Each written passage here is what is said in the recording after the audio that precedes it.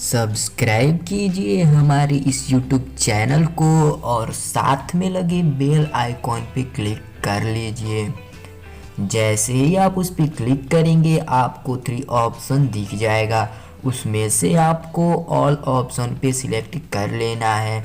जैसे ही आप उस पे सिलेक्ट कर लेंगे, मैं अपने वीडियो जैसे ही यूट्यूब पे अपलोड करूंगा सबसे पहले नोटिफिकेशन आप तक पहुंच जाए। हेलो दोस्तों, स्वागत है आपको अपने YouTube channel ARG education channel पर। दोस्तों, आज के इस वीडियो में हम क्लास टेंथ का जो मैथमेटिक्स का जो चैप्टर 8 है, जिसका नाम है त्रिकोणमिति का परिचय। तो त्रिकोणमिति का परिचय का जो एक्सरसाइज 8.1 है, टोटली इस त्रिकोणमिति के परिचय यानी चैप्टर 8 में टोटली 4 एक्सरसाइज है, 4 एक्सरसाइज है। तो आज के इस वीडियो में हम लोग एक्सरसाइज 8.1 के में जितने भी क्वेश्चन हम उसको हल करेंगे। ठीक है दोस्तों, तो चलिए आज के इस वीडियो को शुरू करते हैं। दोस्तों, अगर हम पहला क्वेश्चन देखते हैं तो पहला क्वेश्चन क्या कहता है, सबसे पहले हम ये देखते हैं। पहला क्वेश्चन क्या कहता है, पहला क्वेश्चन कहता है, ध्यान दीजिएगा, त्रिभुज ABC में जिसका कोण B समकोण है, AB 24 सेंटीमीटर और BC 7 सेंटीमीटर है, निम्नलिखित का मान ज्ञात कीजिए। अगर इतना है तो इन सब का हमें मान ज्ञात करना। कौन किसका साइन A कॉस A, दूसरा साइन C और कॉस C, इन सब का मान हमें ज्ञात करना है। इन दोनों का मान हमें क्या करना है, ज्ञात करना है। क्या दिया है, एक बार और क्वेश्चन एक बार और समझिएगा। त्रिभुज है जिसका नाम है ABC और इसमें का जो कोण B होना चाहिए, इस त्रिभुज में का जो कोण B होना चाहिए वह एक क्या है, समकोण है, यानी कोण B क्या है, एक समकोण है। और AB का मान दिया हुआ है 24 सेंटीमीटर और BC का मान दिया हुआ है 7 सेंटीमीटर। ठीक है, तो इन दोनों का मान हमें ज्ञात करना है। ठीक है, अब सबसे पहले दोस्तों हम जानते हैं कि त्रिभुज की 3 भुजा होती है। हल करने से पहले थोड़ी सी हम इसके बारे में जान लेते हैं। त्रिभुज की 3 भुजा होती है जिसमें AB यानी A और B, ये A और B का मान दिया हुआ है 24 सेंटीमीटर और B और C, BC का मान दिया हुआ है 7 सेंटीमीटर और AC जो तीसरी भुजा होती है AC, इसका मान नहीं दिया है। तो चलिए इसका मान हम लोग निकालते हैं।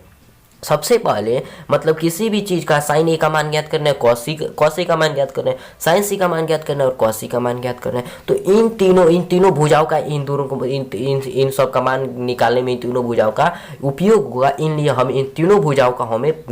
तीनों भुजाओं का मान हमें पता होना चाहिए। ठीक है, तो चलिए हम लोग हल करते हैं अब जरा इस क्वेश्चन को। ठीक है, चलिए देखिए, हम यहाँ पे लिखते हैं हल। ठीक है, हल देखिएगा जरा दोस्तों, यहाँ पे दिया है त्रिभुज, लिखेंगे त्रिभुज ABC में। क्या दिया हुआ है, ABC में, त्रिभुज ABC में। ठीक है, यहाँ पे देखिए त्रिभुज ABC में कोण B यानी क्या है, कोण B है समकोण, अर्थात कह सकते हैं 90 डिग्री, समकोण अर्थात लिख सकते हैं 90 डिग्री। ठीक है, और AB का मान यहाँ पे देख सकते हैं, AB का मान क्या दिया हुआ है, AB का मान 24 सेंटीमीटर। तो मैं यहाँ पे लिख दूंगा AB इक्वल टू 24 सेंटीमीटर। ठीक है, 24 सेंटीमीटर और यहाँ पे दिया हुआ है BC, तो BC का मान कितना दिया हुआ है, 7 सेंटीमीटर। बचा क्या, AC का मान हमें सबसे पहले निकालना है। तो ठीक है, चलिए हम एक डायग्राम बनाते हैं। ठीक है, डायग्राम यहाँ पे आपको बना लेना है। यहाँ पे अगर हम यहाँ पे एक ठो आपको समकोण त्रिभुज बनानी है। ठीक है, समकोण त्रिभुज आप बना लीजिएगा। यहाँ पे एक ठो आपको समकोण त्रिभुज समकोण त्रिभुज बना लेनी होती है। देख सकते हैं यहाँ पे एक ठो, यहाँ पे अधिक निकल चुका है। यहाँ पे आपको एक समकोण त्रिभुज बनानी है। समकोण त्रिभुज में इसका नाम देना है A और B और C। क्वेश्चन क्या कर रहा था एक बार और देखिए, कोण B जो होना चाहिए क्या होना चाहिए, समकोण होना चाहिए। देखते हैं क्या इसमें कोण B जो है समकोण है।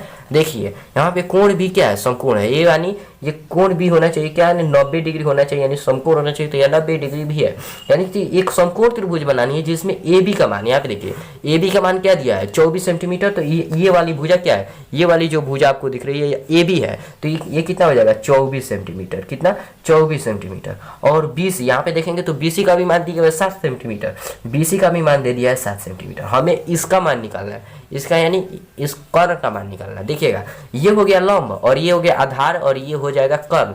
तो कर्ण निकालेंगे, इसलिए AC या फिर लिख सकते हैं कर्ण। AC क्या है, कर्ण है। ये AC क्या है, इस समकोण त्रिभुज का कर्ण है। ठीक है, तो कर्ण इक्वल टू क्या होता है, सबसे पहले वो सूत्र रखेंगे, होता है लंब स्क्वायर प्लस आधार स्क्वायर। ये आपको सूत्र याद रख लेना है, लंब स्क्वायर प्लस आधार स्क्वायर। ठीक है, अब यहाँ पे देखिएगा लंब का मान क्या दिया हुआ है, ये वाला लंब है। जैसे कि हमने बताया कि ये वाला क्या है, लंब है। तो लंब का मान दिया है 24। तो 24 यानी कि यहाँ पे स्क्वायर है तो 24 का स्क्वायर प्लस आधार स्क्वायर, आधार का मान यहाँ पे देखेंगे जैसे कि मैंने बताया ये आधार है तो आधार यानी 7 दिया है तो यहाँ पे क्या स्क्वायर है तो 7 का भी स्क्वायर हो जाएगा, 7 का स्क्वायर। ठीक है, अब यहाँ पे देखिए 24 का स्क्वायर निकालेंगे, 24 का यहाँ पे स्क्वायर निकालिए, 24 का स्क्वायर निकालेंगे तो कितना आ जाएगा, 24 का जब आप स्क्वायर निकालते हैं तो टोटली आ जाता है 576 प्लस 7 का जब स्क्वायर निकालते हैं तो हो जाता है 49, कितना हो जाता है 49। अब इन दोनों को जब हम लोग जोड़ते हैं, इन दोनों को जब हम लोग जोड़ देंगे तो क्या आ जाएगा 625, क्या आ जाएगा 625 आ जाएगा। यानी अब 625 किसका वर्ग होता है तो 25 का, यानी AC इक्वल टू क्या हो गया 25 सेंटीमीटर हो गया। एक बार और समझिएगा, यहाँ पे दिया हुआ है कर्ण हमें निकालना है, AC निकालना है, तो AC इक्वल टू होता है लंब स्क्वायर प्लस आधार स्क्वायर, क्या होता है लंब स्क्वायर प्लस आधार स्क्वायर। अब ये लंब देखें तो ये वाला लंब हो गया, यानी 24 दिया है तो 24 का स्क्वायर, यहाँ पे देखिए 24 का स्क्वायर, ये है आधार, इसका आधार यानी 7 दिया है तो 7 का स्क्वायर, यानी देखिए ये देखिए 7 का स्क्वायर। अब देखिएगा, अब इस 24 का जब हम लोग स्क्वायर निकालते हैं तो 576 आता है और जब लोग 7 का स्क्वायर निकालते हैं तो 49 आता है। अब जब इन दोनों को जब हम लोग जोड़ते हैं तो 625 आता है। अब देखिएगा 625 आता है, 625 किसका वर्ग होता है तो 25 का वर्ग होता है, तो ये हो गया 25 सेंटीमीटर आता है। AC का मान क्या आ गया, AC का मान हमें 25 सेंटीमीटर आ गया, AC का मान हमें 25 सेंटीमीटर आ गया। अब देखिए आगे बढ़ते हैं, अब जब हमें तीनों भुजा का मान पता चल गया, देखिए अब हमें तीनों भुजाओं का मान पता चल गया, AB का भी मान पता चल गया और BC का भी मान पता चल गया और AC का मान हमने अभी निकाला 25, यानी AB यहाँ पे देखिए, यानी AB इक्वल टू 24 सेंटीमीटर और BC इक्वल टू 7 सेंटीमीटर और यहाँ पे ये हो जाएगा AC यानी कर्ण इक्वल टू 25 सेंटीमीटर। अब चलिए यहाँ पे पहला क्वेश्चन लेते हैं, मान निकालने को जो कर रहे हैं उस क्वेश्चन को लेते हैं।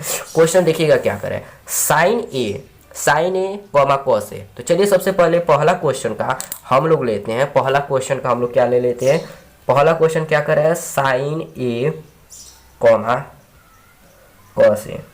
सबसे पहले हम लोग साइन ए निकालते हैं, ठीक है साइन ए, तो चलिए यहाँ पे लिख लेते हैं साइन ए।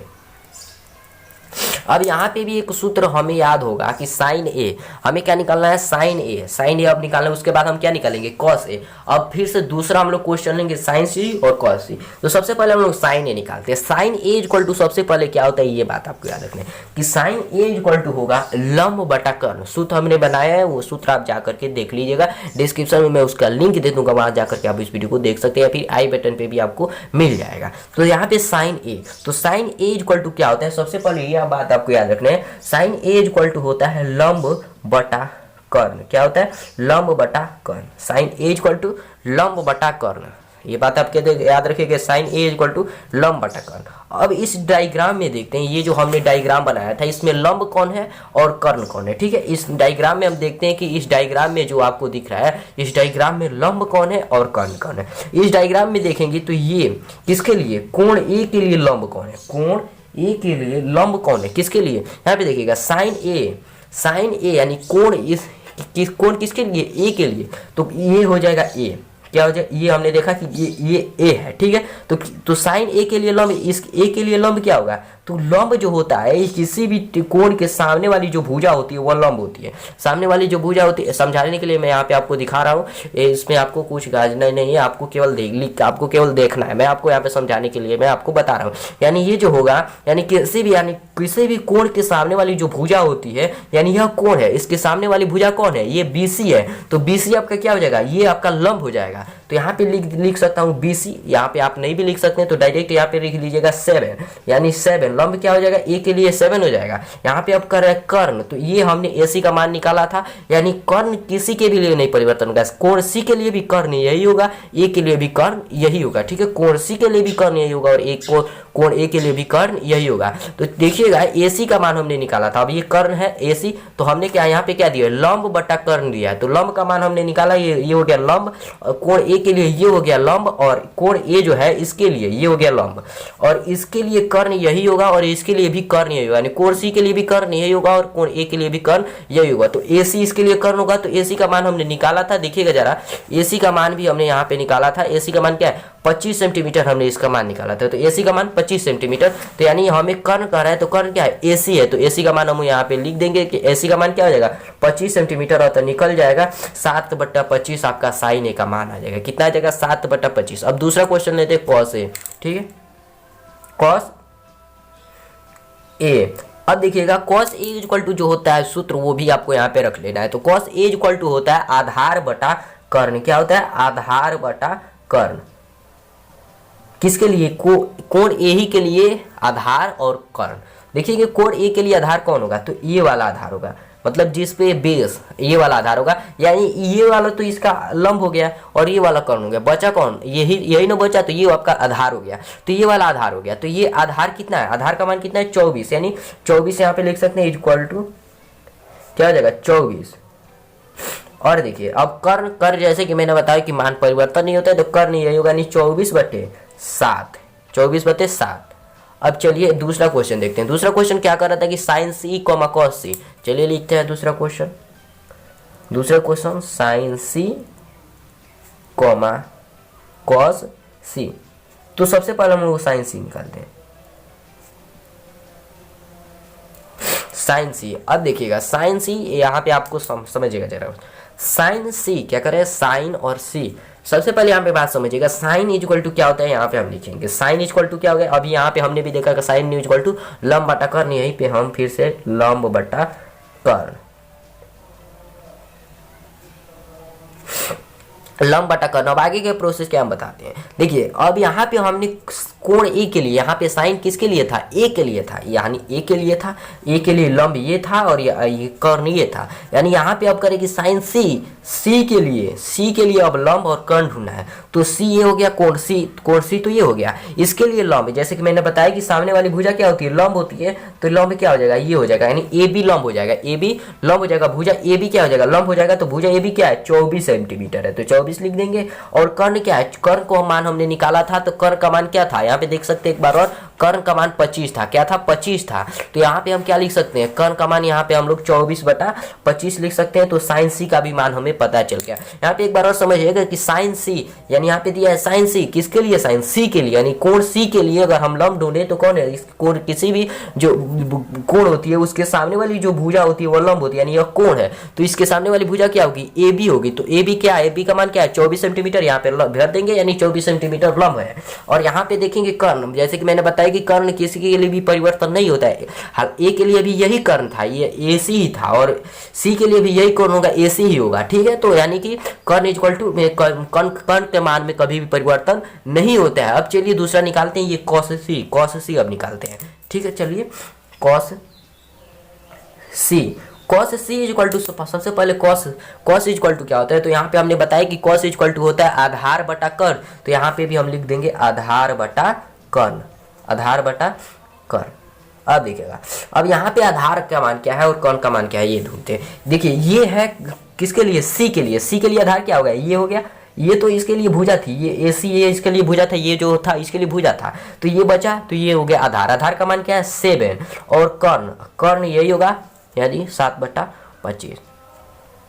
ये क्वेश्चन क्लियर, 7/25, ये क्वेश्चन क्लियर, एक बार और समझिएगा। यानी कॉस C जो था ये किसके लिए, C के लिए आधार क्या होगा, यहाँ पे आधार बटा कर्ण है, तो C के लिए आधार ये हो गया, क्या हो गया, ये होगा, ये तो इसके C के लिए ये वाली जो भुजा थी, ये वाली क्या हो गई, भुजा हो गई, सॉरी ये वाली क्या हो गया, ये भुजा क्या हो गई, लंब हो गया, तो बचा ये भुजा क्या हो जाएगा, आधार हो गया। हम जानते हैं कि ये किसी के लिए भी परिवर्तन नहीं होता है, ये कर्ण होता है, ये जो होता है कर्ण होता है, ठीक है। तो ये बच गया आधार, तो ये आधार जो हो जाएगा, तो हमें आधार ही लाना था, तो आधार का मान क्या है 7, तो यहाँ पे 7 लिख देंगे। और कर्ण का मान हमने निकाला था, यहाँ पे देख सकते हैं कर्ण का मान AC इक्वल टू क्या दिया 25, यानी 25 यहाँ पे लिख देंगे। तो हमें हमारा पहला क्वेश्चन हल हो चुका है, तो उम्मीद करता हूँ आप यह समझ गए।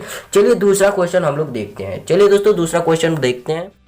दूसरा क्वेश्चन देखिएगा दोस्तों, दूसरा क्वेश्चन क्या करे कि आकृति में देखकर 10p माइनस कॉट आर का मान हमें ज्ञात करना है। आकृति यहाँ पे दिख रहा होगा, करे कि आकृति इसमें आपको देख करके 10p और माइनस कॉट आर का मान हमें ज्ञात करना है। यहाँ पे आपको क्या करना है, सबसे पहले इस बात को समझिए।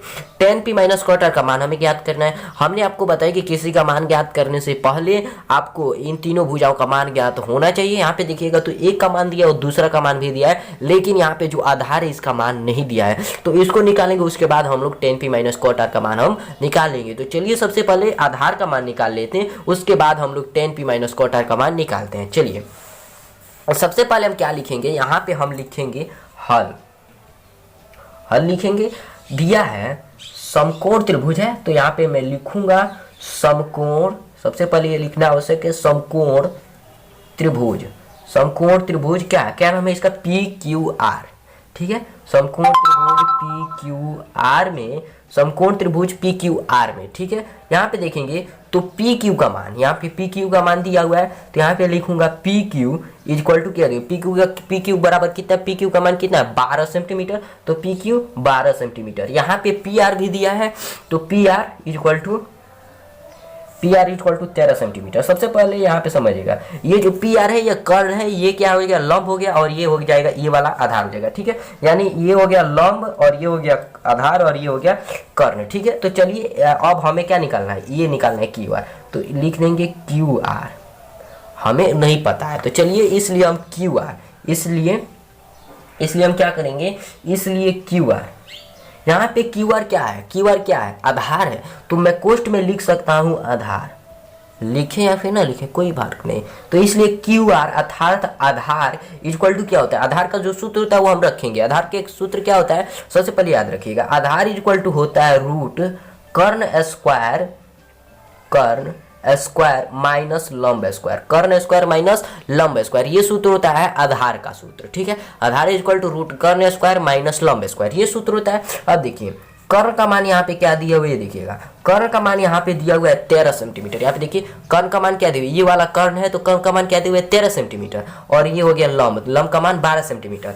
तो यहाँ पे देखिएगा कर्ण का मान 13 सेंटीमीटर दिया हुआ था, और लंब का मान यहाँ पे देखिए लंब का मान 12 सेंटीमीटर, तो 13 का स्क्वायर माइनस 12 का स्क्वायर। ठीक है, अब यहाँ पे देखिए 13 का स्क्वायर जब हम निकालते हैं, ये जो 13 हो गया, देखिए 13 का स्क्वायर जब हम निकालते हैं तो कितना आता है 169, यानी 169 माइनस जब 12 का स्क्वायर करेंगे तो 144। अब देखिए आगे, अब हम इन दोनों को घटा देंगे, यहाँ पे जोड़ नहीं है घटा देंगे, तो माइनस यानी घटाते हैं, तो यानी यहाँ पे क्या आ जाएगा, जब दोनों को घटाएंगे तो 25 आ जाएगा। क्या आ जाएगा, 25 आ जाएगा। अब हम जानते हैं कि ये 5 का वर्ग होता है, 5 का वर्ग होता है 25, यानी 5 का स्क्वायर हो जाएगा, 5 का वर्ग होगा क्या 25 हो जाएगा, 5 का वर्ग होगा 25, तो यहाँ पे लिख सकते हैं 5। ठीक है, 5। ठीक है, वहाँ पे तो आपको दिक्कत होगा, इसलिए मैंने यहाँ पे सेफली लिखा है, साफ लिखा है। ठीक है, 5। ठीक है, यानी कि हमें QR का मान भी हमें 5 आ गया, तो यहाँ पे लिखना चाहे तो इसलिए QR इक्वल टू लिख सकते हैं 5 सेंटीमीटर, 5 सेंटीमीटर। यानी आप देख सकते हैं यहाँ पे देखिए हमने इसका मान दिया है, यानी कि PQ का मान दिया है 12 सेंटीमीटर, PR का मान दिया है 13 सेंटीमीटर, और इसका मान हमने अभी निकाला 5 सेंटीमीटर। देख सकते हैं कितना, यहाँ पे देख सकते हैं कितना 5 सेंटीमीटर, इसका मान QR का मान 5 सेंटीमीटर। अतः हमने तीनों भुजाओं का मान हमने क्या कर लिया, निकाल लिया। अब क्वेश्चन पे आते हैं, क्वेश्चन क्या कर रहा था, 10p minus cot R, 10p minus cot R का मान हमें ज्ञात करना है। ठीक है, यही हमें ज्ञात करना है कि 10p माइनस कॉट आर हमें ज्ञात करना है। जब हमने हमें सबसे पहले क्या करना था, तीनों भुजाओं का मान ज्ञात करना था, निकाल लिए। तो अब चलिए हम लोग क्वेश्चन को हल करते हैं। क्या है 10p माइनस कॉट आर, तो चलिए यहाँ पे लिखते हैं 10p माइनस कॉट आर। क्या 10p minus cot are, question यही था, तो लिखेंगे 10p minus cot R, 10p minus cot R. चलिए दोस्तों यहाँ पे नहीं लिखते हैं, डायग्राम भी से आपको देखना है, तो इसलिए मैं इसको ऊपर लिखता हूँ। ठीक है, यहाँ पे लिखता हूँ, यहाँ पे ऐसे में करके। ठीक है, ताकि बार बार इस कागज को ऊपर ना करना पड़े। ठीक है, यहाँ पे लिखता हूँ, क्या है, क्या क्वेश्चन दिया, यहाँ पे देखिएगा 10p माइनस कॉट आर, क्या दिया है 10p माइनस कॉट आर। ठीक, चलिए लिखता हूँ, तो 10p माइनस कॉट आर, ये हमें निकालना है। तो यहाँ पे लिखेंगे 10p माइनस कॉट आर, यह हमें निकालना है। तो चलिए 10p माइनस कॉट आर ये हमें निकालना है। तो अब चलिए देखते हैं जरा question. 10p minus cot are निकालना है तो 10 का जो सूत्र होता है वो रखेंगे और कॉट का जो सूत्र होता है वो हम दोनों रखेंगे। तो 10 का सूत्र क्या होता है, सबसे पहले यहाँ पे देंगे। 10 का सूत्र होता है लंब बटा आधार। क्या होता है, लंब बटा आधार। लंब बटा आधार में माइनस करेंगे कॉट आर, यानी कॉट आर इक्वल टू क्या होता है, आधार बटा लंब। क्या होगा, आधार बटा लंब, यानी कि लंब बटा आधार माइनस आधार बटा लंब। अब देखिएगा यहाँ पे यह P के लिए है और यह R के लिए है। P के लिए लंब और आधार और ढूंढेंगे और R के लिए लंब आधार और लंब ढूंढेंगे। तो चलिए ढूंढते हैं। यहाँ पे देखिएगा P, इसके लिए अगर हम लंब ढूंढे, यानी इसके लिए अगर हम लंब ढूंढे तो हमने बताया था, यहाँ पे देखिए आपको गाजना नहीं, हम आपको बताने के लिए बता रहा हूँ। यानी इसके लिए, किसके लिए, ये P के लिए अब हमें क्या ढूंढना है, लंब ढूंढना है। फिर से हमें क्या ढूंढना है, आधार ढूंढना है। तो हमने बताया था कि जो सामने वाली भुजा होती है, कोण की जो सामने वाली भुजा होती है वह क्या होता है, लंब होता है। तो ये है कोण, तो इसकी सामने वाली भुजा क्या होगी, QR। तो ये हो गया लंब। तो यहाँ पे लिख सकते हैं QR। यहाँ पे मैं आपको दिखा दे रहा हूँ QR, यानी QR इसका क्या हो जाएगा, लंब हो जाएगा। QR लिख सकते हैं। और ये अब ये तो हो गया कर्ण, ये तो आपका कर्ण हो गया। इसके लिए भी कर्ण यही होगा और इसके लिए भी कर्ण यही होगा, यानी R के लिए भी कर्ण यही होगा और P के लिए भी कर्ण यही होगा। बचा ये वाला भुजा बचा, ये वाला भुजा। तो ये वाला भुजा क्या हो जाएगा, आधार हो जाएगा। तो यहाँ पे क्या लिखेंगे, PQ, QR बटा PQ माइनस, माइनस का चिन्ह है तो माइनस। अब R के लिए, किसके लिए, अब R के लिए क्या, आधार और लंब। R के लिए आधार देखें तो आधार ये हो जाएगा, R के लिए आधार ये हो जाएगा, ये वाला आधार हो जाएगा। यानी ये तो कर्ण है और ये सामने, ये क्या है, ये सामने वाली भुजा है तो लंब हो गया। ये कोण है और इसके सामने वाले भुजा ये लंब हो गया, तो ये बचा आधार। तो आधार क्या है, QR बटा लंब। हमने बताया अभी कि ये हो जाएगा लंब, यानी PQ। या QR का मान हमने यहाँ पे देखा था कि QR का मान हमने निकाला था। देखिएगा जरा यहाँ पे QR का मान 5 सेंटीमीटर, याद रखिएगा QR का मान 5 सेंटीमीटर। चलिए अब तो QR का मान 5 सेंटीमीटर। अब यहाँ पे देखिएगा PQ का मान यहाँ पे दिया है 12 सेंटीमीटर, यानी 5/12 माइनस, यहाँ पे देखिएगा। अब यहाँ पे दिया है क्या, फिर से हमें QR क्या है 5, और यहाँ पे अभी मैंने QR का मान 5 रखा था और PQ का मान 12, ठीक है।